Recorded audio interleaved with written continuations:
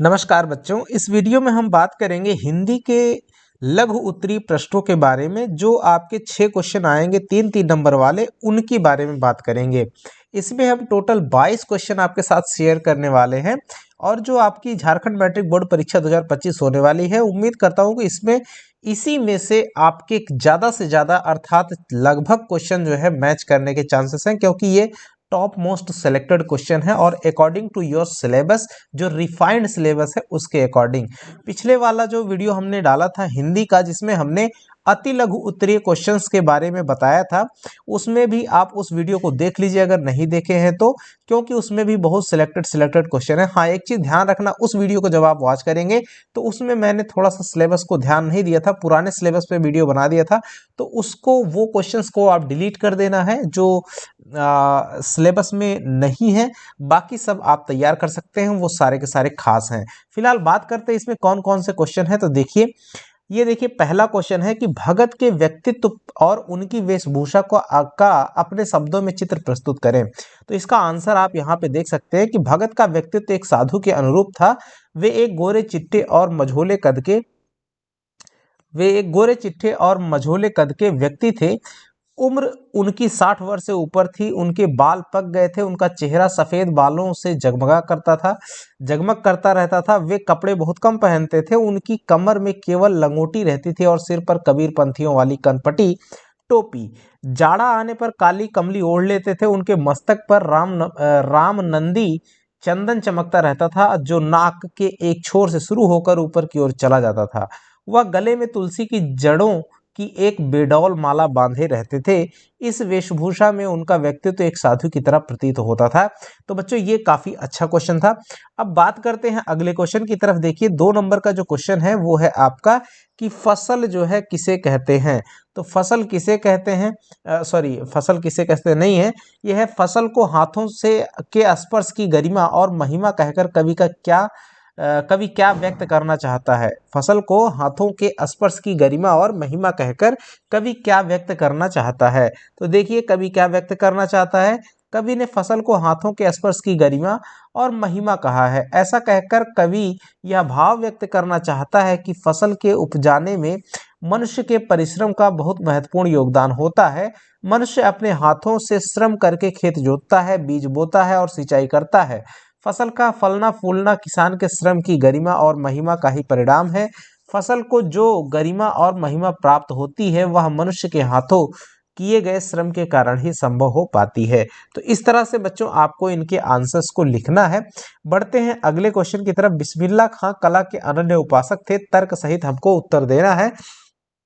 तो देखिए, आंसर लिखेंगे, बिस्मिल्लाह खां कला के अनन्य उपासक थे। उन्होंने 80 वर्षों तक लगातार शहनाई बजाई। उनसे बढ़कर शहनाई बजाने वाला भारत में अन्य कोई नहीं हुआ। फिर भी वे अंत तक खुदा से सच्चे सुर की मांग करते रहे। उन्हें अंत तक लगा रहा कि शायद अब भी खुदा उन्हें कोई सच्चा सुर देगा, जिसे पाकर वे श्रोताओं की आंखों में आंसू ला देंगे। उन्होंने अपने को कभी पूर्ण नहीं माना। वे अपने पर झल्लाते भी थे, क्योंकि उन्हें अब तक शहनाई को सही ढंग से बजाना नहीं आया। इससे पता चलता है कि वे सच्चे कला उपासक थे। वे 2-4 राग गाकर उस्ताद नहीं हो गए। उन्होंने जीवन भर अभ्यास साधना जारी रखी। बच्चों, आपको बताना चाहेंगे कि ये जो क्वेश्चन है काफ़ी सिलेक्टेड है। और अगर वीडियो पसंद आएगा तो ज़रूर लाइक कीजिएगा, और अगर आपको लगता है कि वीडियो में कोई जान नहीं है तो बिल्कुल डिसलाइक करके आप कमेंट भी जो मर्जी सो कर सकते हैं, निस्संदेह। राइट, चलिए बढ़ते हैं। और फिलहाल मैं अपने तरफ से पूरी कोशिश करता हूं, जितना हो सकता है आपके लिए देने के लिए उतना करने की कोशिश करता हूं। देखते हैं कहां तक सफल हो पाते हैं। तो देखिए, अगर बात करते हैं, अगला क्वेश्चन है कि आपकी दृष्टि में भगत की कबीर पर अगाध श्रद्धा के क्या कारण रहे होंगे। आपकी दृष्टि में भगत की कबीर पर अगाध श्रद्धा के क्या कारण रहे होंगे। तो देखिए, हमारी दृष्टि में भगत की कबीर पर श्रद्धा के निम्न कारण होंगे। पहला कारण ये लिखता है कि बाल गोविंद भगत की तत्कालीन समाज की समझी जाने वाली निम्न जाति से संबंधित थे, जैसे कबीर जुलाहे और भगत क्या थे, तेली थे। दूसरी क्या बात कि भगत को कबीर का गृहस्थी साधु वाला रूप भाया होगा। भगत भी इसी प्रकार के थे। कबीर की विचारधारा भगत की विचारधारा के अनुरूप थी, दोनों में काफी समानता थी, ये तीसरा कारण है। चौथा, दोनों सादा जीवन उच्च विचार में विश्वास रखते थे। और आगे पांचवा कारण ये हो सकता है कि भगत को कबीर के गीत पसंद थे। एक चीज आपको बता दें बच्चों, ये क्वेश्चन हो सकता है 5 नंबर में आ जाए, क्योंकि इसमें 5 फैक्ट लिखने हैं, राइट। और ये कुछ ऐसा भी है। अगले क्वेश्चन की अगर बात करते हैं, लेखिका की अपने पिता से वैचारिक टकराहट का आपको अपने शब्दों में लिखिए। तो किस तरह से लेखिका की वैचारिक टकराहट अपने पिता से थी, उसको लिखना है। लेखिका और उसके पिता के विचार आपस में टकराते थे। पिता लेखिका को देश समाज के प्रति जागरूक बनाना चाहते थे, किंतु उसे घर तक ही सीमित रखना चाहते थे। वे उसके मन में विद्रोह और जागरण के स्वर भरना चाहते थे, किंतु उसे चाहते थे। लेखिका चाहती थी कि वह अपनी भावनाओं को प्रकट भी करे, वह देश की स्वतंत्रता में सक्रिय होकर भाग ले। यहीं आकर दोनों की टक्कर होती थी। विवाह के मामले में भी दोनों के विचार टकराए। पिता नहीं चाहते थे कि लेखिका अपनी मनमर्जी से राजेंद्र यादव से शादी करे। आपको पता चल गया होगा कि ये बात किसकी हो रही है।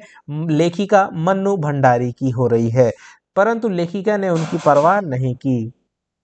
बढ़ते हैं अगले क्वेश्चन की तरफ। देखिए 6 नंबर का जो क्वेश्चन है हम लोगों का, संगतकार किन किन रूपों में मुख्य गायक गायिकाओं की मदद करते हैं, इसका आंसर देना है। तो हम क्या लिखेंगे, देखिए उत्तर में, संगतकार मुख्य गायक गायिकाओं के स्वर में अपना स्वर मिलाकर उनकी मदद करते हैं। संगतकार वो कौन होते हैं पता है?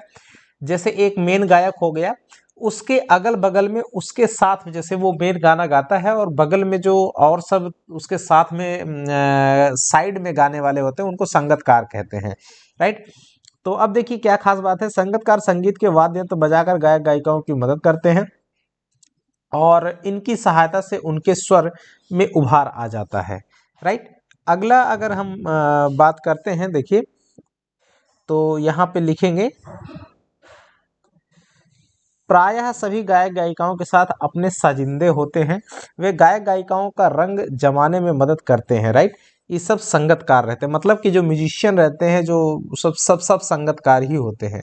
यानी कि एक गायक के साथ में मिल करके जितने भी उसकी गायकी को बढ़ाने में मददगार करते हैं, वो सभी संगतकार कहलाते हैं, राइट। बढ़ते हैं अगले क्वेश्चन की तरफ। देखिए बच्चों, यहाँ पे ये क्वेश्चन है कि गोपियों को कृष्ण में ऐसे कौन से परिवर्तन दिखाई दिए जिनके कारण वे अपना मन वापस पा लेने की बात कहती हैं। तो देखिए गोपियों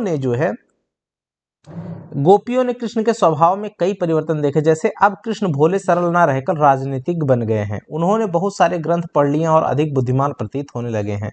अब वे प्रेम के स्थान पर योग की बातें करने लगे हैं। अब वे अनीति करने लगे हैं। अब वे राजधर्म की उपेक्षा करने लगे हैं।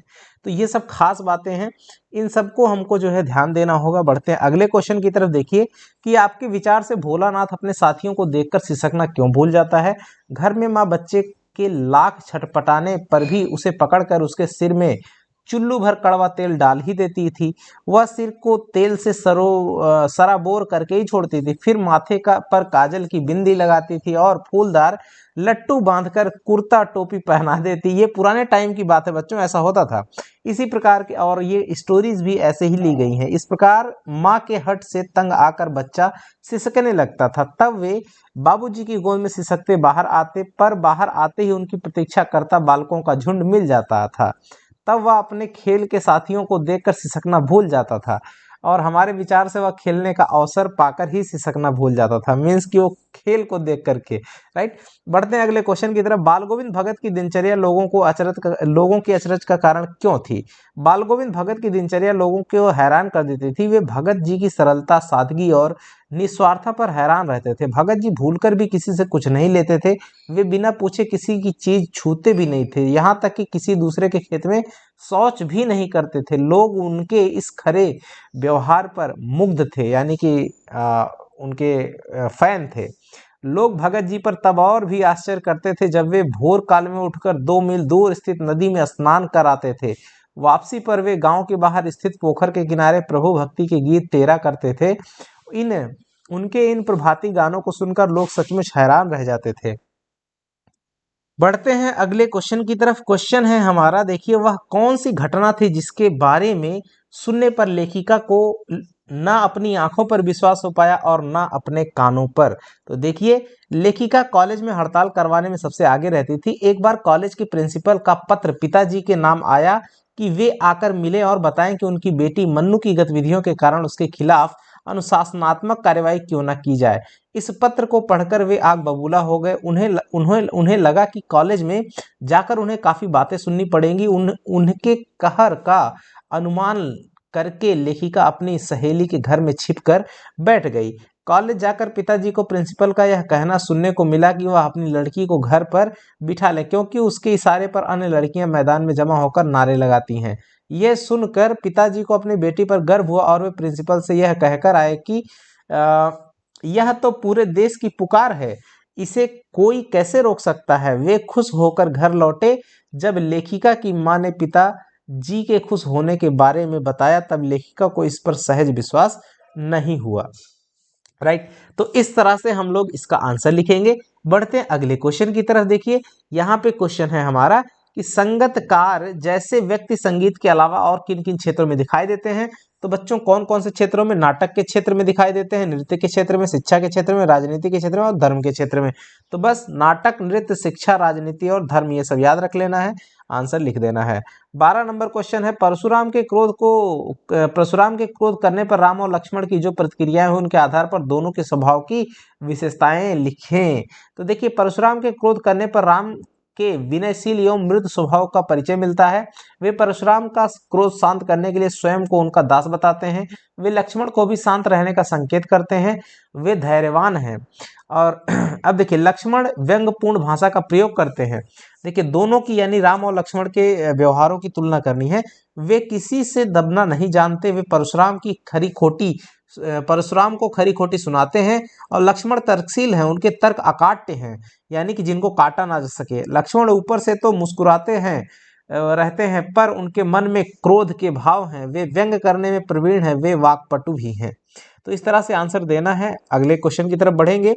लेखक को नवाब साहब के किन हाव भावों से महसूस हुआ कि वे उनसे बातचीत करने के लिए तनिक भी उत्सुक नहीं है। बच्चों आप रिवीजन मेरे साथ भी करते रहिए, पता नहीं आप खुद से करते हैं अथवा नहीं, लेकिन मेरे साथ भी कम से कम एक बार सुन तो लिया ही कीजिए।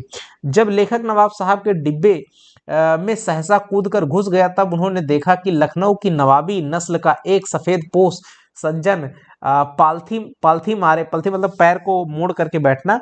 लेखक के आने से उसके हाव भावों से ऐसा लगा कि उस सज्जन के एकांत में बाधा आ गई है।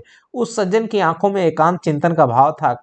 खीरे जैसे अपदार्थ वस्तु को खाते देख जाने पर शायद नवाब साहब को संकोच हो रहा था। नवाब साहब ने लेखक की संगति के लिए तनिक भी उत्साह नहीं दिखाया। राइट, अगला क्वेश्चन है, उद्धव द्वारा दिए गए योग के संदेश ने गोपियों की विरहाग्नि में घी का काम कैसे किया। तो देखिए आंसर लिखेंगे। आंसर में क्या लिखेंगे कि ब्रज की गोपियां इस प्रतीक्षा में बैठी थी कि देर सवेरे कृष्ण उनसे मिलने अवश्य आएंगे या फिर अपना प्रेम संदेश भेजेंगे। इसी से वे तृप्त हो जाएंगी। इसी आशा के बल पर वे वियोग की वेदना कर रही थीं। परंतु ज्यों-ज्यों ही उनके पास कृष्ण द्वारा भेजा गया योग संदेश पहुंचा वे तड़प उठी। उनकी विरह ज्वाला तीव्रता से भड़क उठी। उन्हें लगा कि अब कृष्ण उनके पास नहीं आएंगे।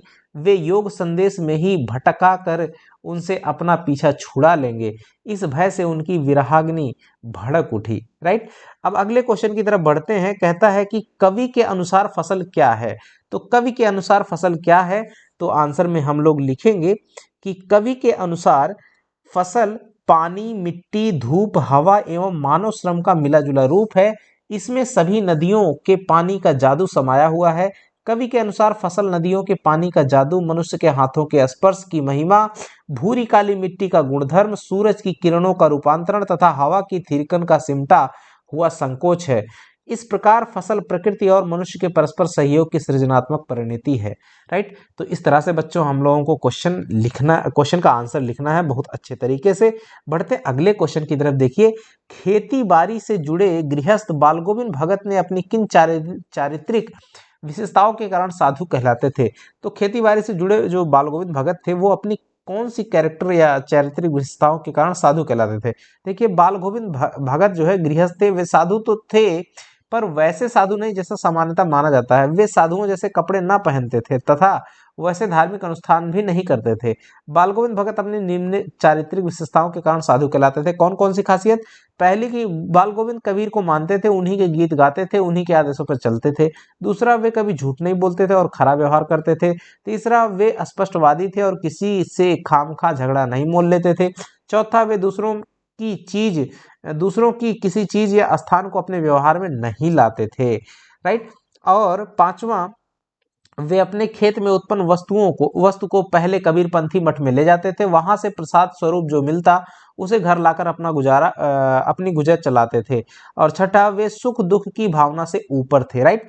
अब बढ़ते हैं अगले क्वेश्चन की तरफ। यहाँ पे देखिए, बिना विचार घटना और पात्रों के भी क्या कहानी लिखी जा सकती है? यशपाल के इस विचार से आप कहां तक सहमत हैं? यानी बिना विचार, बिना घटना और बिना पात्र के क्या कोई कहानी लिखी जा सकती है? ऐसा यशपाल का ये विचार है, उससे आप कहां तक सहमत हैं?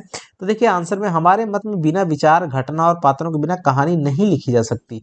ये तीनों बातें कहानी के आवश्यक तत्व होते हैं। जब तक कोई विचार नहीं आएगा तब तक कहानी नहीं बन सकती।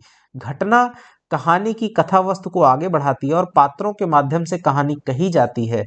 यशपाल का कथन तो नई कहानी पर व्यंग है, अर्थात नई कहानी में विचार, घटना और पात्रों का अभाव रहता है, तभी वह रोचक एवं उद्देश्यपूर्ण नहीं होती। अगले क्वेश्चन की तरफ बढ़ते हैं। पान वाले का रेखा चित्र प्रस्तुत कीजिए। तो पान वाला साक्षात पान भंडार था, उसकी दुकान पर ही नहीं मुंह में भी पान हंसा था। राइट। पान के कारण वह बात तक नहीं कर सकता था। यदि उससे कोई पूछ ले तो पहले उसे पीछे मुड़कर थूकना पड़ता था। स्वभाव से यह बहुत ही रसिया, हंसौड़ और मजाकिया था। वह शरीर से मोटा था, उसकी तोंद निकली रहती थी, अतः वह जब भी हंसता था तो उसकी तोंद थिरकने लगती थी, यानी वाइब्रेट करने लगती थी। हंसने पर उसके पान वाले लाल काले दांत खिल उठते थे। वह बातें बनाने में उस्ताद था, उसकी बोली में हंसी व्यंग का पुट बना रहता था। राइट। अगले क्वेश्चन की तरफ बढ़ते हैं। ये देखिए, क्वेश्चन है, लेखिका मन्नू भंडारी के व्यक्तित्व पर किन किन व्यक्तियों का किस रूप में प्रभाव पड़ा? तो आंसर में देखिए लिखेंगे, पिताजी का प्रभाव पड़ा। लेखिका के व्यक्तित्व पर पिताजी के स्वभाव एवं आदतों का अप्रत्यक्ष रूप से गहरा प्रभाव पड़ा। पिताजी के गोरे रंग के प्रति लगाव ने लेखिका के अंदर हीन भाव की ग्रंथि पैदा कर दी, क्योंकि वह काली है। इसी हीन ग्रंथि के कारण लेखिका कभी भी अपनी उपलब्धि पर भरोसा नहीं कर पाती। पिताजी के शक्की स्वभाव का भी लेखिका के व्यक्तित्व पर प्रभाव पड़ा है। उसके अपने स्वभाव में भी शक की झलक दिखाई देती है। अगला दूसरा क्या प्रभाव पड़ा कि प्राध्यापिका शीला अग्रवाल का जो प्रभाव है उस पर कैसे पड़ा? जब लेखिका 10वीं पास कर फर्स्ट ईयर में आई तब उसका परिचय हिंदी प्राध्यापिका शीला अग्रवाल से हुआ। उन्होंने लेखिका को बाकायदा साहित्य की दुनिया में प्रवेश कराया। साहित्य में रुचि उत्पन्न करने तथा लेखन की ओर प्रेरित करने में शीला अग्रवाल का बहुत योगदान था। लेखिका उनके साथ लंबी लंबी बहसें करती थी और काफी कुछ समझने का प्रयास करती थी। शीला अग्रवाल ने लेखिका का साहित्यिक दायरा तो बढ़ाया ही, साथ ही देश की स्थितियों में सक्रिय भागीदारी करने को भी प्रेरित किया। राइट। इस तरह से आंसर लिखना है। और अब लास्ट क्वेश्चन का आंसर है, झिलमिलाते सितारों की रोशनी में नहाया गंतोक लेखिका को किस तरह सम्मोहित कर रहा था? आंसर लिखेंगे, झिलमिलाते सितारों की रोशनी में नहाया गंतोक लेखिका को रहस्यमयी और जादू भरा प्रतीत हो रहा था।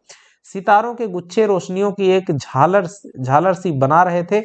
इस वातावरण का जादू लेखिका पर छाता चला जा रहा था, उसके आसपास सिर्फ शून्य था। तो इस तरह से बच्चों आपको ये क्वेश्चन काफी मददगार साबित होंगे। इसी उम्मीद के साथ ये वीडियो लेके आए थे हम। उम्मीद करता हूं कि ये मेरी उम्मीद सफल सिद्ध हो और आपके एग्जाम में काफी क्वेश्चन यहाँ से मैच करें। अगला जो हमारा वीडियो रहेगा वो रहेगा हिंदी के जो लॉन्ग आंसर वाले क्वेश्चंस कौन कौन से बन सकते हैं इंपॉर्टेंट, वो क्वेश्चन लेकर के आएंगे। मिलेंगे अगले वीडियो में, तब तक के लिए नमस्कार, जय हिंद बच्चों।